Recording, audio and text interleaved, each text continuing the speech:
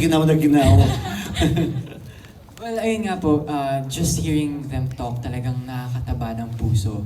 Yun yung lagi kong sinasabi in every interviews na ang dami ko po talaga natutunan sa kanila. Yung warmth na dinadala nila sa set. You know, kahit makinig ka, kaya po kanina sobrang okay na ako dito na sana huwag na ako matanong kasi ang sarap pakinggan ng mga sinasabi nila.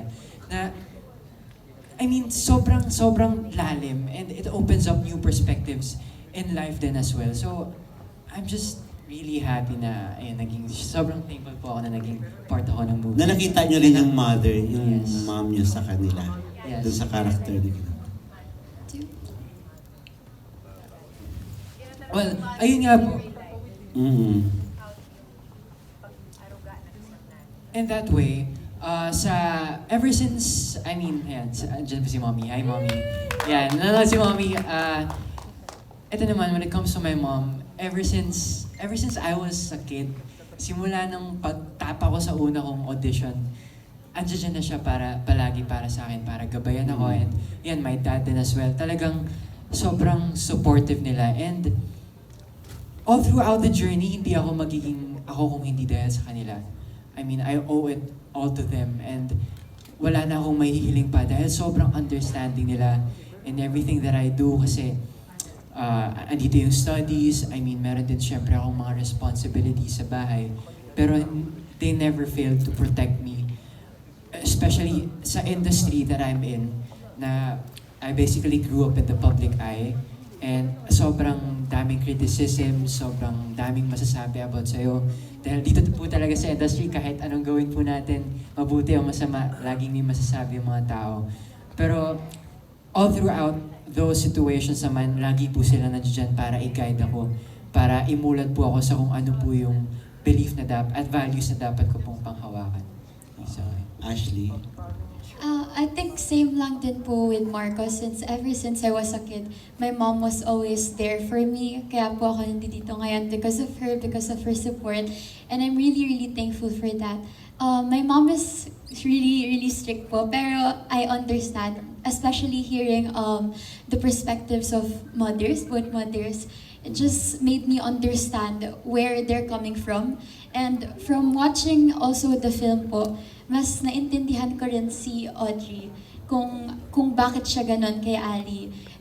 It's nice having both perspectives as a daughter and the perspective of a mother, why they're acting this way or that way. And ayun po, I'm really thankful to have my mom to support me and guide me through all the decisions I have, because she's been there for me ever since. And I'm really thankful for that dahil siya yung mom and dad ko at the same time. Last na lang. Thank you, Ashley. Thank you. Last na lang sa kay Iza at saka kay Dimples. Yun na nga, nasabi nyo na kanina kung bakit natin panunuorin itong movie. Kasi kanina nga habang pinapanood, paano kaya to para namin ma-promote? Para lang masasabi talaga na ma-convince yung mga makakabasa or makakapanood na panoorin nga natin ito. Kasi wala naman itong typical na mga formula yung mga love team, wala naman itong mga comedy love team. or what. Oo, pero syempre iba Love rin team. ng ano. Oo, makaka-relate ba kami sa pelikula? Kasi ako taga-probinsya ako. So pag nandun ka sa lugar na yon, yung mga ganyan, di ba, makaka-relate ba kami doon sa mga sinasabi ninyong mga elementals na yon na pinakita doon sa movie? Ano yung pwede nating pwede pa rin yung may dadagdag na masabi nga rito sa movie para panoorin namin? Anong meron dito na makaka-relate kami? Bilang mga Pilipino, sanay tayo sa kwentong silong, mga kwentong engkanto. Di ba, kultura natin, ako, Totoo Lagi yun. akong Yung nagsasabi. silong, totoo yun. tabi-tabi po. Mm. Tumapak ka sa lugar na hindi, ako nga, kahit developed yung property, like we walk around our village, basta lang maitim, yung madilim-dilim, tapos may puno, tabi-tabi po, gaganon na ako. Kasi parang, just nagbibigay pugay ka nga sa mga Galang dun sa... galang sa hindi mo nakikita. And I think that's culturally ingrained in a lot of us. Maybe I can't say all. Pero lalo na yung mga lumaki sa probinsya o kaya sa bahay. Siguro laking kondo, hindi masyado makarelate. Pero tulad nga namin dito nung character ko, di ba? Kaya nung pagdating niya doon, ano to? I think yun yung isang, kaya I keep saying it's a Filipino story. Kasi ito yung tipong narinig mo na to nandun sa bahay na yun, merong nananahan. Sa silong na yun, merong gumagalaw-galaw. Ganon. I think yan yung makaka-relate tayo dun sa katatakutan ng meron nga bang nakatira dito na hindi ko nakikita, presensya siya, ba't tumayo ang balahibo ko? Bakit naglagay ng ganitong rune? I think ganun lang kasimple. Bilang siya ay mas malakas ang kanyang pakiramdam. Oo. Ako kasi po yung lumaki talaga na parang batiin. Alam niyo po yung batang ganon, yung ako ang laging nakakaramdam. But siguro just to add to Iza, ito po yung kwento. Ang hirap, naniniwala po ako doon ang hirap talagang i-promote yung movie, lalo even for us, no, without spilling so much. But I guess ako, pag tinanong ako ng mga anak ko, kagaya ni Alonzo, Mommy, what is your movie about? Diba? Parang ganon. Tungkol saan po ba yung movie mo, Mommy? Why should I watch it? And I said, you know, Alonzo, it's not just a horror movie. Hindi lang siya pananakot, kung hindi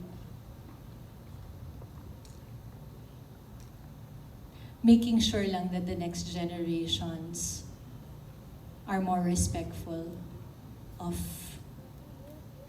all the things that are around us. Siguro, added factor na lang yung napakahusay ng pagkakagawa ng pelikula. But more importantly, and I'm sure our Rain family and our Regal family would agree na at this point in our lives na napakahirap mag-produce po ng pelikulang Pilipino, nagmamatter talaga yung mensahe. At para masabi yon, ako ang lagi kong tatanungin, sa bahay niyo ba, ikaw ang caretaker or may iba pang caretaker?